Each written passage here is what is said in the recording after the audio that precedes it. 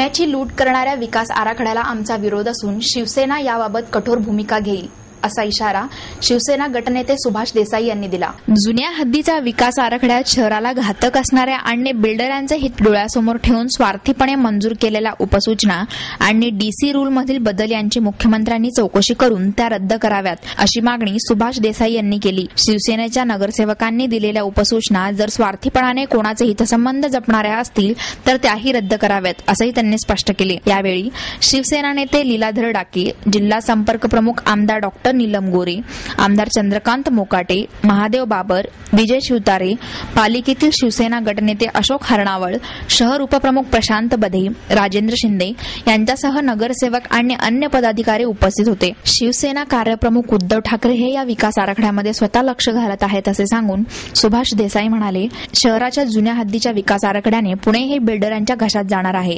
काँग्रेस राष्ट्रवादीने बहुमताच्या जोरावर घोडे गबाड मिळेल या उद्देशाने केलेला हा विकास आराखडा आहे। पुण्याची लूट करणाऱ्या आराखड्याला विरोध असून शिवसेना याबाबत कठोर भूमिका घेणार आहे। विकास आराखड्यात आरक्षणे उठवून मोठ्या प्रमाणात निवासीकरण केले आहे। या सर्व विकासासाठी 25,000 कोटी रुपये लागणार असून ते काँग्रेस राष्ट्रवादीचे सरकार कुठून आणणार असा सवाल त्यांनी केला।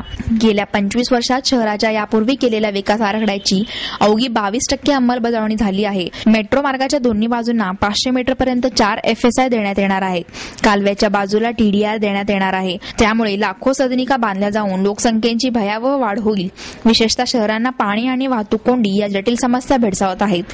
TDR आणि FSI खैरातीने सदनिका मोठ्या प्रमाणात निर्माण होऊन 2 कोटींच्या आसपास लोकसंख्या जाईल। पुण्याच्या लोकसंख्येचा स्फोट घडवून आणू शकणाऱ्या या विकास आराखड्याविरोधात शिवसेना रस्त्यावर उतरेल असंही देसाई यांनी सांगितले। विकास आराखडा मंजुरीसाठी ठेवला असताना मतदानाच्या वेळी गैरहजर राहणाऱ्या शिवसेनेच्या नगरसेवकांना कारणे दाखवा नोटीस बजावण्यात येणार आहे। शिवसेनेमध्ये लोकप्रतिनिधीला स्वातंत्र्य आहे, पण त्याच्या वागण्याने शहराचा बळी जाणार असेल तर ते खबरदारीने कसे वागतील हे पाहणे आमचे कर्तव्य आहे असे सुभाष देसाई यांनी सांगितले।